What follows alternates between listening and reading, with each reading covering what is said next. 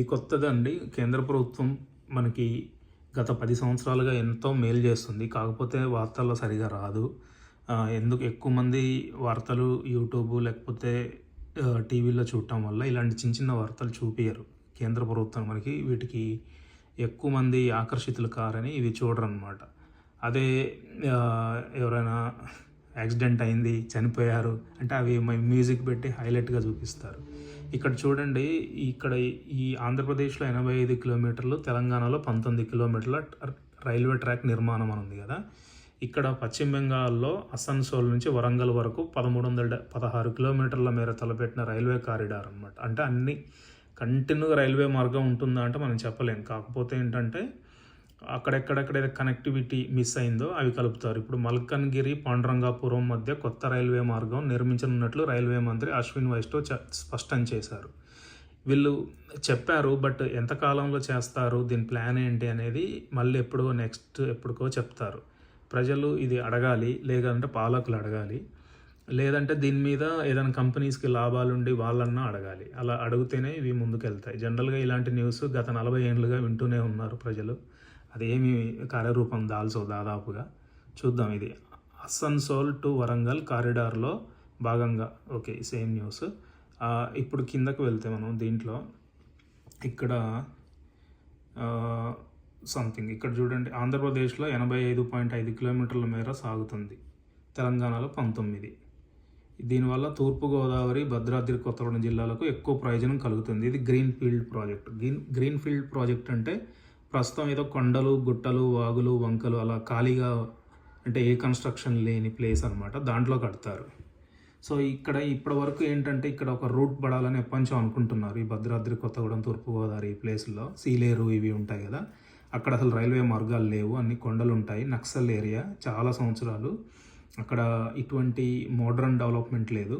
నేను దాని డెవలప్మెంట్ అని అనలే కానీ మోడ్రన్ డెవలప్మెంట్. సో దాన్ని భాగంగా ఏమి చేయలేదు ఇక్కడ, అంటే రైల్వే పరంగా. రోడ్స్ మామూలుగా ఉన్నాయి, బట్ అక్కడ రైల్వే వేస్తే ఏమవుతుందంటే విశాఖపట్నం టు హైదరాబాద్ లాంటి ప్రయాణానికి విజయవాడ నుంచి రాకుండా ఇది షార్ట్ కట్ అనమాట. సో దీంతో పాటు అమరావతి కూడా ఒక లైన్ వస్తుంది. సో దానివల్ల ఏంటంటే అమరావతి, విశాఖపట్నం, విజయవాడ, హైదరాబాదు ఒకదానికొకటి కలిసి ఈ అంటే ఈజీ కమ్యూట్ అంట, ప్రయాణాలు చాలా సులభంగా అవుతాయి. తర్వాత టైం చాలా సేవ్ అవుతుంది, ఒకప్పుడులా కాదనమాట. సో ఇప్పుడు ఎవరైతే చిన్నపిల్లలు ఉన్నారో వాళ్ళు కాలేజీ రోజులకు వచ్చేసరికి వాళ్ళకి ప్రయాణం చాలా సుఖంగా అనిపిస్తుంది. బట్ ప్రభుత్వం చేసిన మంచి పని అనేది వాళ్ళకి అప్పటికి అర్థం కాదు, ఇది ఎవరు చేశారనేది. ఎందుకంటే వాళ్ళు ఇప్పుడు చిన్నపిల్లల ఇంట్లో ఉండి వాళ్ళకి పెద్ద తెలియదు కదా. కానీ ఇప్పుడు ఎవరైతే 40 సంవత్సరాలు 50 ఏళ్ళు వాళ్ళు ఉన్నాయో వాళ్ళు ఎప్పటి నుంచో ఇది చూసి ఉన్నారు. వాళ్ళకి అసలు ఆల్మోస్ట్ ఆశలు అయితే పోయాయి జరుగుతాయని. బట్ ఎప్పుడైనా మనం హోప్తోనే ఉండాలి, అడుగుతూ ఉండాలి. ఇంకా నెక్స్ట్ జనరేషన్ వాళ్ళకి ఇది చాలా ఉపయోగపడుతుంది ఒకవేళ ఇది కనుక పూర్తవుతాయి. కానీ దీనివల్ల ఎన్నో నష్టాలు కూడా ఉంటాయి ప్రకృతికి సంబంధించి. ఇక్కడ ప్రకృతి వైపరీత్యాలు ఇవి రాశారు, కానీ అవి ఇప్పుడు ప్రకృతి వైపరీత్యాలు ఏంటి, ఇప్పుడు సముద్రం పక్కనే ఒక రోడ్ ఉంది, లేకపోతే నది మీద ఒక రైల్వే లైన్ ఉంది. అది ఎప్పుడైనా ప్రాబ్లం వచ్చి అది ఆగితే మొత్తం రైల్వే ట్రాక్స్ అన్నీ మొత్తం బ్లాక్ చేసేస్తారు ఆ ఏరియాలో. కానీ ఇంకొక ప్యారలల్గా ఇంకోటి ఉందనుకోండి, ఒక దగ్గర ప్రాబ్లం వస్తే ఇంకోవైపు రూట్ మార్చి పంపిస్తారు. ఇది ఎక్కువ గిరిజన ప్రాబల్యం ఉన్న ప్రాంతాలు కాబట్టి వీళ్ళకి చాలా మంచి జరుగుతుంది. అంటే వాళ్ళు ఏదన్నా ఉత్పత్తులు అడవిలో పండించి, లేకపోతే వాళ్ళు అడవిలోనే ల్యాండ్స్ చేస్తారు కదా, వాళ్ళు అమ్ముకోవడానికి ఈజీగా ఉంటుంది.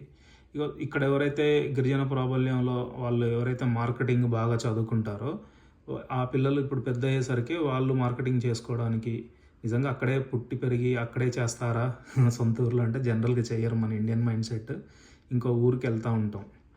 ఏమైనా సరే అవి ఫైనల్గా బాగా బిజినెస్ మైండ్ పర్సన్స్కి ఉపయోగపడతాయి. ఉద్యోగాలు చేసే పర్సన్లకి ఏదో తిరగడానికి, త్వరగా ఇంటికి వెళ్ళడానికి ఉపయోగపడతాయి, అంతకంటే ఏముండదు. ఓకే అండి, బాయ్.